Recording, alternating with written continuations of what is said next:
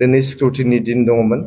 स्क्रुटिनि दिनै जाखांग्रोमोनानो जोंनो जे जायफोर प्रिसाइडिं अफिसार दङमोन, बे प्रिसाइडिं अफिसारा खोन्थादों जे जोंहा रावबो कन्टेस्ट गैया। कन्टेस्ट गैयैनि थाखाय जोंनि प्रमद बर' बिथाङा आनकन्टेस्ट भाबै दिनै देरहानानै राज्य सभानि सासे एमपि जानो हाबाय होननानै बिथाङा फोरमायहरदों। दिनैनि दिना जोंनि बड'लेण्डनि थाखाय जोबोद मोनसे जारिमिनारि दिन, जोबोद रंजानायनि दिन, जोबोद मोनसे खुसिनि दिन जे जोङो जारिमिनाव माब्लाबाबो साथाम मेम्बार अफ पार्लियामेन्ट जोंनि बड'लेण्ड ओनसोलनिफ्राय मोनबोफेराखैमोन। गिबि खेबनि थाखाय बड'लेण्ड ओनसोलाव जोङो साथाम मेम्बार अफ पार्लियामेन्ट मोननो हादों। सानै मेम्बार अफ पार्लियामेन्ट राज्य सभा, सासे मेम्बार अफ पार्लियामेन्ट लक सभा। जोङो मैया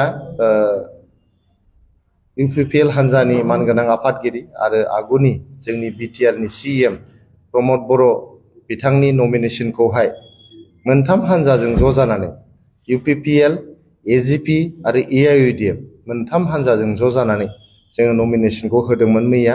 दिनै स्क्रुटिनि दिन दङमोन। स्क्रुटिनि दिनै जाखांग्रोमोनानो जोंनो जे जायफोर प्रिसाइडिं अफिसार दङमोन, बे प्रिसाइडिं अफिसारा खोन्थादों जे जोंहा रावबो कन्टेस्ट गैया। कन्टेस्ट गैयैनि थाखाय जोंनि प्रमद बर' बिथाङा आनकन्टेस्ट भाबै दिनै देरहानानै राज्य सभानि सासे एमपि जानो हाबाय होननानै बिथाङा फोरमायहरदों। गतिके जोङो दिनै जोबोद रंजादों, जोबोद जोङो खुसि जादों आरो जोङो बे सानखौ मोनसे सनानि हांखोजों लिरनानै थासिगोन बड'लेण्डनि जारिमिनाव होननानै जों सानदों। दा साथाम मेम्बार अफ पार्लियामेन्टआ जोंनि पार्लियामेन्टआव थांनानै गिबि एजेन्डायानो जागोन जों 125थि संबिजिरनि सोदांनाय। 125थि संबिजिरनि सोदांनायाव मा दङ? बेयावहाय मोननै संबिजिरनि आर्टिकेलखौ सोदांनांगौ दङ। गिबि आर्टिकेलानो जाबाय 280। भारत संबिजिरनि 280 दफानि गेजेरजोंहाय केन्द्रीय सरकार, मिरु सरकार एबा रायजो सरकारनि गेजेराव रां बावजाखौ राननाय जायो, रां रुफाखौ राननाय जायो। गतिके दिनैनि तारिखाव सेन्ट्रेल फाइनान्स कमिसन आरो स्टेट फाइनान्स कमिसनखौहाय आर्टिकेल 280 नि गेजेरजों दानाय जायो।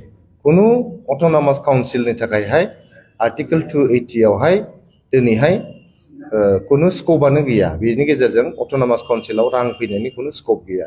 गतिके दिनै आर्टिकेल 280 खौ जुदि एमेन्डमेन्ट खालामोबा 125थि संबिजिर सोदांनायनि गेजेरजों, अब्ला जोंनि आसामनि थांनाय बोसोरनि बाजेटआ गासै 2,40,000 कौटिमोन।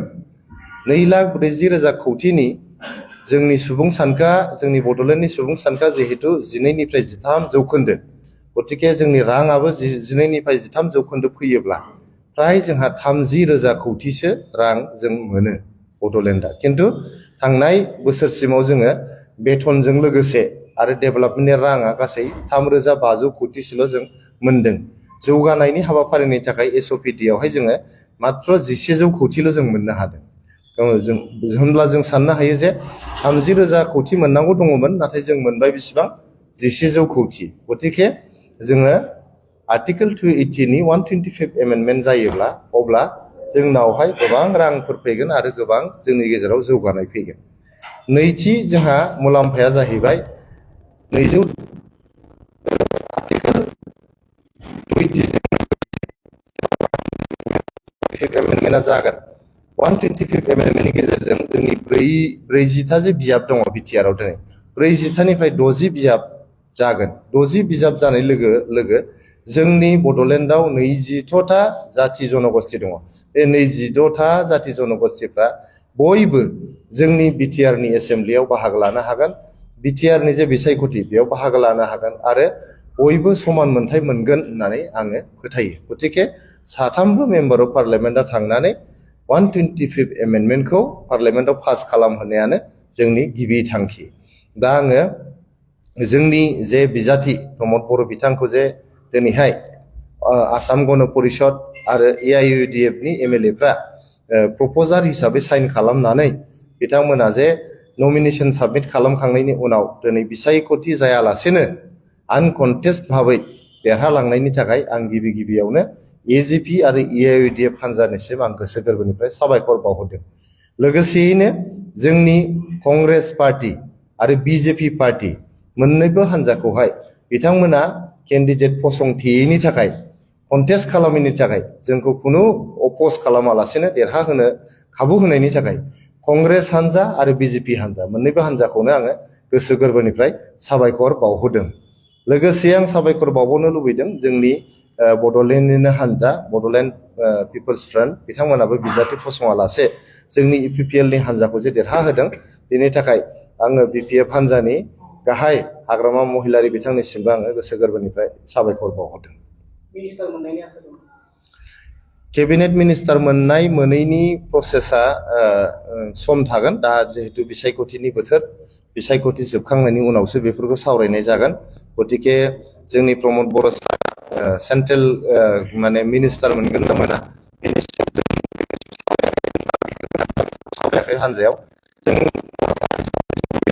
जोंनि बड'लेण्ड ओनसोलनिफ्राय दिनैसिम सासेबो बेबायदि सेन्ट्रेल मिनिस्टार मोनफेराखै गतिके बोरैबाफोर जुदि सासे सेन्ट्रेल मिनिस्टार मोनोबा जों वार्कारफोर हिसाबै हान्जानि वार्कार आरो बड'लेण्ड ओनसोलनि सासे रायजो नोगोरारि जानानै आङो जोबोद गोजोननाय मोनगोन।